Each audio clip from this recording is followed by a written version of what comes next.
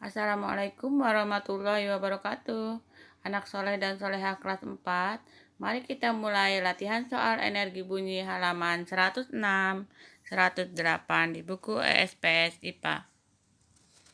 Nomor 1. Frekuensi bunyi yang dapat didengar oleh kelelawar adalah: kelelawar itu dapat mendengar suara ultrasonik. Ultrasonik adalah suara dengan frekuensi bunyi di atas 20.000 Hz. Kita cari jawabannya.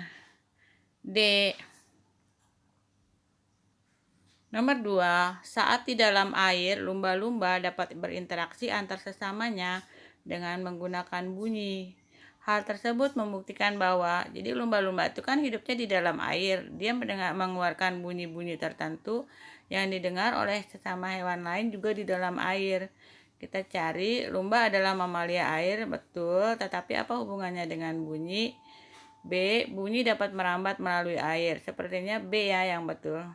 Bunyi dapat memantul dengan sangat cepat. Bukan ini jawabannya. Air laut memiliki kadar garam juga bukan. Jawabannya adalah B. Nomor 3. Benda di bawah ini yang bukan merupakan sumber bunyi adalah suara manusia, suara alat musik sumber bunyi, perkusi, trompet, krecek atau gendang adalah sumber bunyi. Yang bukan adalah lemari. Nomor 4. Peristiwa di bawah ini yang membuktikan bunyi dapat merambat melalui benda padat adalah: benda padat itu seperti tali dari benang atau tali dari tembaga, dari besi dan lain-lain. Seseorang yang sedang mendengarkan radio, bunyi merambat melalui udara. Kapal yang sedang mencari benda hilang di dalam laut, bunyi merambat melalui air. Seseorang yang sedang berbicara dengan orang lain melalui udara. Dokter yang sedang mendengar detak jantung pasien melalui stetoskop. Stetoskopnya adalah benda padat. Jadi jawabannya adalah D. Nomor 5. Bunyi pantul yang muncul setelah bunyi asli disebut. Jadi bunyi pantul itu ada yang munculnya berbarengan sehingga mengganggu, ada yang munculnya setelah bunyi asli. Jadi jawabannya adalah kalau yang muncul setelah bunyi asli disebut gema, dia tidak mengganggu. Ini yang terjadi kalau kita berteriak di pegunungan atau di dalam gua, di tempat yang luas. Nomor 6. Getaran bunyi yang terlalu keras dapat merobek titik-titik dan mengakibatkan pendengaran terganggu. Jadi dari luar itu biasanya kan melalui lubang telinga, ditangkap oleh daun telinga masuk ke dalam lubang telinga. Nah, pertama kali maka dia akan menggetarkan yang namanya gendang telinga. Apabila bunyi terlalu keras, maka gendang telinga ini akan robek. Jawabannya adalah C. Nomor 7. Pernyataan berikut ini yang benar mengenai amplitudo. Amplitudo adalah simpangan terjauh yang menyebabkan suara menjadi kuat atau menjadi lemah. Jadi kalau amplitudonya tinggi, biasanya suaranya kuat. Tetapi kalau amplitudonya rendah, biasanya suaranya lemah. Kita lihat. Bunyi dipengaruhi oleh frekuensi tetapi tidak dipengaruhi oleh amplitudo. Salah. Semakin kecil amplitudo, maka bunyi akan semakin besar. Salah. Terbalik ya, kalau makin kecil amplitudonya, suaranya semakin pelan. Semakin besar amplitudo, maka bunyi akan semakin keras. Betul. Semakin kecil amplitudo, maka bunyi akan semakin pelan. Betul. Kita jawab yang C ya. Lihat yang D, amplitudo adalah simpangan terjauh. Ya betul. Sehingga mempengaruhi frekuensi bunyi yang keluar dan sumber bunyi. Tidak terpengaruh dengan frekuensi. Kalau amplitudo dia mempengaruhi keras lemahnya suara, kuat dan lemahnya suara. Lanjut, nomor 8. Bagian telinga yang berfungsi untuk mengumpulkan getaran suara dan menerimanya dari daun telinga lalu meneruskannya ke tulang-tulang pendengaran adalah: jadi setelah dari daun telinga itu masuk ke situ, kemudian bagian itu menempel ke tulang pendengaran. Jadi itu adalah gendang telinga jawabannya. Oke. 9. Bagian telinga berupa saraf pendengaran berguna untuk: jadi setelah sampai di koklea oleh saraf-saraf pendengaran, suara itu akan diteruskan ke otak. Jawabannya adalah B. Nomor 10. Bunyi yang sedang merambat di udara masuk melalui telinga yang disebut Jadi sedang merambat di udara nih, masuk ke dalam, diambil oleh daun telinga, kemudian masuk melalui lubang telinga. Oke, nomor 11. Bagian dari leher yang bergetar saat kita berbicara adalah pita suara. Coba ketika kamu sedang berbicara, kamu pegang jakun kamu yang ada di leher. Perempuan juga ada, tapi jakunnya tidak terlalu besar, beda dengan laki-laki yang suaranya berat, jakunnya gede. Nah, di dalamnya itu ada pita suara yang akan bergetar kalau kita berbicara. 12. Gitar, biola, dan harpa merupakan contoh alat musik yang menggunakan titik-titik sebagai sumber bunyi. Jadi gitar, biola, dan harpa itu bagaimana cara mengeluarkan bunyinya? Dengan cara dipetik. Apa yang dipetik? Senarnya ya. Jadi jawabannya adalah senar. Kalau kulit sapi itu gendang atau beduk. Lorong suara itu mungkin seruling ya. Bilah bambu misalnya kolintang gitu ya. Oke, nomor 13. Hewan yang menggunakan bunyi infrasonik untuk berkomunikasi antara lain. Infrasonik berarti bunyi yang tidak terdengar oleh manusia karena terlalu rendah frekuensinya. Kita lihat yang kelelawar udah jelas ultrasonik, jangan jawab yang itu. Paus, gajah, badak, burung merpati. Sepertinya ada gajah ya, ada jangkrik, paus, badak, dan burung merpati. Itu adalah infrasonik. Kemungkinan jawabannya B ya. Kita lihat dulu yang C. Sapi, kambing, orangutan, dan kera itu audiosonik. Burung walet, ngengat, dan lalat itu sepertinya ultrasonik. Jadi jawabannya adalah B. Paus, gajah, badak, dan burung merpati. 14. Seseorang yang berteriak di ruangan kosong kemudian mendengar pantulan suaranya yang terlambat adalah contoh dari peristiwa. Jadi suaranya terlambat tetapi terdengarnya bukan sesudah bunyi asli sehingga dia mengganggu bunyi yang asli. Itu adalah gaung dan atau kerdam. 14. Jawabannya gaung atau kerdam. 15. Perubahan energi yang terjadi pada radio adalah radio adalah akhirnya harus energi bunyi karena dia radio. Kita lihat energi kimia menjadi energi listrik menjadi energi bunyi. Sepertinya yang A yang betul ya. Itu mungkin radio yang menggunakan baterai. Baterainya dicas menggunakan listrik gitu ya. Energi gerak tidak, yang berdua tidak ada kata-kata bunyinya. 3, 4 salah ya. Jawabannya adalah A. 16. Mengapa dinding gedung pertunjukan musik harus dilapisi oleh peredam suara? Jelaskan. Jadi kan dinding pertunjukan musik itu kan harus mencegah terjadinya kerdam sehingga ketika kita mendengar suara orang yang berbicara di film itu tidak terganggu telinga kita dengan gaung atau kerdam. Kita lihat. Agar suara tidak terdengar terlalu keras, salah ya. Agar terhindar dari gangguan bunyi berupa gaung. Sepertinya yang B ya, betul. Kita klik dulu, lalu lihat yang C. Agar suara terdengar empuk dan lembut. Salah ya, agar terasa nyaman duduk di ruangan dilapisi karpet berwarna-warni. Oke, yang ada hubungannya dengan bunyi, dan jawabannya adalah B. Agar terhindar dari gangguan bunyi berupa gaung. 17. 3 contoh alat musik yang dapat mengeluarkan bunyi dengan cara ditiup adalah gamelan dipukul, harpa di senar dipetik, seruling ditiup, organ, piano, dan kolintang diketuk. Ya, diketuk ya. Oke. Seruling ditiup, trompet ditiup, harmonika ditiup. Betul. Jawabannya adalah C ya. 17. 18. Mengapa astronot di luar angkasa tidak dapat mendengar suara selain menggunakan radio? Jadi astronot di luar angkasa, sebenarnya di luar angkasa itu ada gas, tetapi gasnya tidak sepadat misalnya di bulan gitu ada gas tetapi tidak sepadat yang ada di bumi sehingga tidak cukup untuk mengumpulkan suara yang merambat.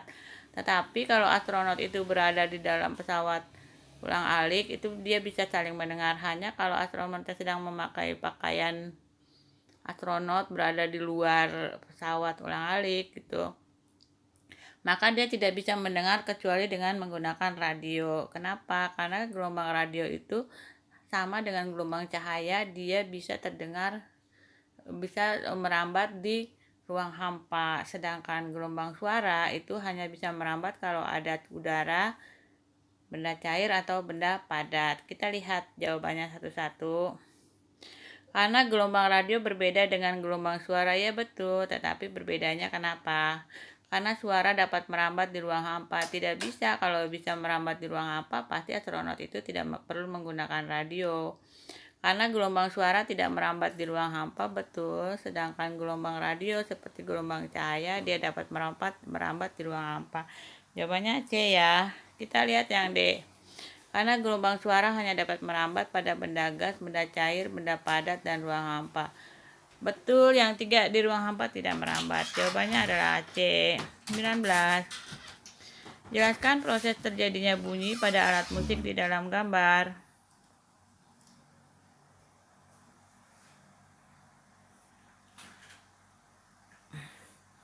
Pada saat trompet ditiup, maka udara yang bergetar dapat menghasilkan bunyi. Getaran ini menyebar di udara sebagai gelombang. Gelombang tersebut diterima oleh telinga sebagai bunyi. Sepertinya ini ya, karena trompet adalah alat musik yang ditiup. Kita lihat yang kedua. Cara trompet menghasilkan bunyi adalah dengan ditabu. Wah, salah ya, ini gendang. Cara memainkan trompet adalah dengan dipetik. Salah ya, ini gitar. Alasan mengapa trompet menghasilkan bunyi adalah karena begitu tut, ada tutnya, berarti ini piano. Jadi jawaban nomor 1 adalah trompet berbunyi. Terjadinya bunyi pada alat musik di trompet adalah pada saat trompet ditiup, maka udara yang bergetar dapat menghasilkan bunyi. Getaran ini menyebar di udara sebagai gelombang. Gelombang tersebut diterima oleh telinga sebagai bunyi. A.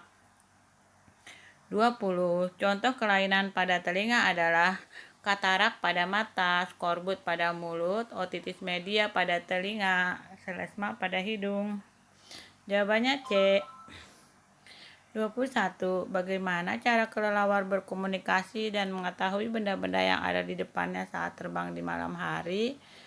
Kelelawar itu adalah makhluk ultrasonik. Kita lihat. A. Infrasonik, salah. B. Terbang dan memandu arah menggunakan gelombang bunyi yang tidak dapat didengar oleh manusia, gelombang ultrasonik. Ya betul, B.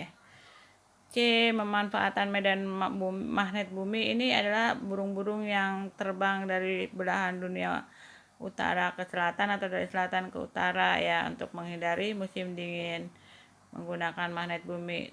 Juga merpati pos. Suara berfrekuensi rendah infrasonik yang bergetar melalui tanah memberi informasi. Ini gajah, kawanan hewan yang mengetahui apabila gunung akan meletus atau akan terjadi gempa. Mereka sudah tahu seperti itu dengan mendengar suara getar. Ini jadi jawaban yang paling betul tentang kelelawar adalah bunyi infrasonik, ultrasonik. B. 22.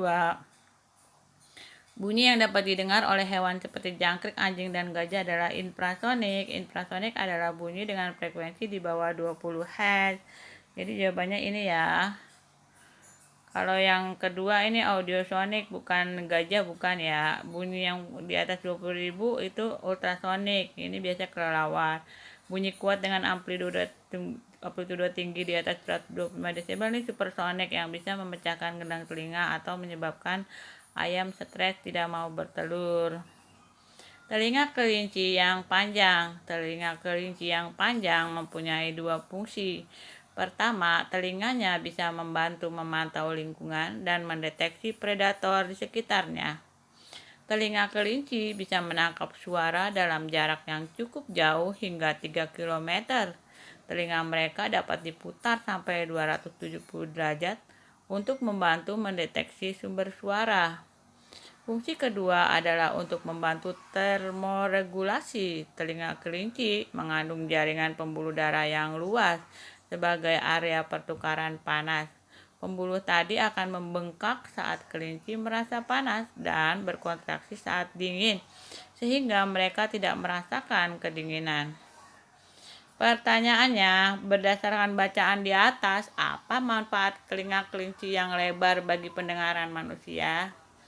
mengumpulkan suara dengan area yang luas dan jauh ini ya, soalnya kan dia bisa berputar sampai 270 derajat mencari sumber suara.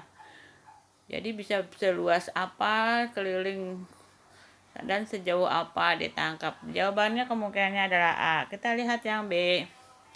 Mendengarkan jenis frekuensi infrasonik salah ya. Kelinci suara audiosonik. Mencegah kelinci tidak kedinginan, ini fungsi lain yang tidak ada hubungannya dengan pendengaran, tetapi sebagai termoregulator penahan dingin. Mematikan kelinci dapat berkomunikasi dengan kawanan di sekitarnya. Ya, bukan hanya dengan kawanan di sekitarnya, tetapi dapat menghindari hewan pemangsa yang tiba-tiba mau menyerang gitu ya. Jadi jawaban yang paling tepat adalah yang atas. Mengumpulkan suara dengan area yang luas dan jauh. Robohnya jembatan akibat fenomena bunyi. Robohnya jembatan akibat tiupan angin terjadi pada jembatan Tacoma Bridge yang panjangnya 2.700 kaki. Jembatan terbuat dari baja karbon didesain sedemikian rupa untuk bisa menahan derasnya tiupan angin. Angin sebesar apapun akan dialihkan tiupannya ke bagian atas atau bawah jembatan. Jembatan tersebut selesai dibangun pada bulan Juni 1940, seminggu kemudian pada 1 Juli digunakan untuk lalu lintas umum. Namun yang terjadi dengan tiupan angin berkelajuan 40 mil per jam atau 64 km per jam, kedua sisi jembatan terlilit pada arah yang berbeda, sementara bagian tengah jembatan sebagai poros atau sumbu kedua gerakan melilit ini dikenal dalam ilmu fisika sebagai gerakan torsional atau disebut juga getaran torsional modulus. Jadi badan jembatan terpelintir seperti kue tambang. Akhirnya spoiler jembatan atau kawat logam besar sebagai penggantung putus sehingga badan jembatan jatuh ke sungai. Sebagai dugaan atau hipotesis penyebab robohnya jembatan adalah frekuensi resonansi untuk jembatan. Berdasarkan bahan serta desain, sebuah jembatan akan menghasilkan frekuensi resonansi atau osilasi jembatan sama dengan osilasi alam yang disebabkan angin. Pada frekuensi ini, kekuatan kecil bila frekuensinya sama, maka akan mampu menghasilkan efek kerusakan yang sangat besar. Kita lihat pertanyaannya, ini tentang resonansi bunyi ya. Menurut bacaan di atas, apakah fenomena bunyi yang disangka dapat meruntuhkan jembatan? Tiupan angin yang sangat kencang seperti angin puting beliung ini bukan angin puting beliung ya, karena dia kecepatannya hanya 64 km per jam. Resonansi bunyi yang dapat memperkuat bunyi lain yang frekuensinya hampir sama. Sepertinya ini jawabannya betul ya. Jadi walaupun frekuensinya hanya 64 km per jam, tetapi karena osilasi bangunan jembatan yang terbuat dari baja itu bisa memperkuat bunyi dari frekuensi yang ada, terjadi resonansi. Resonansi adalah peristiwa memperkuat frekuensi, sehingga itu yang menyebabkan, kayak jawabannya yang B ya. Gerakan torsional pada bagian bawah dan atas jembatan bukan, terpelintirnya bagian jembatan yang meruntuhkannya ke sungai bukan. Jadi jawabannya adalah B. Oke, terima kasih sudah menyaksikan. Semoga dapat mengerjakan GF dengan baik. Perhatikan, jangan menghafalkan huruf karena opsinya dirubah. Assalamualaikum warahmatullahi wabarakatuh.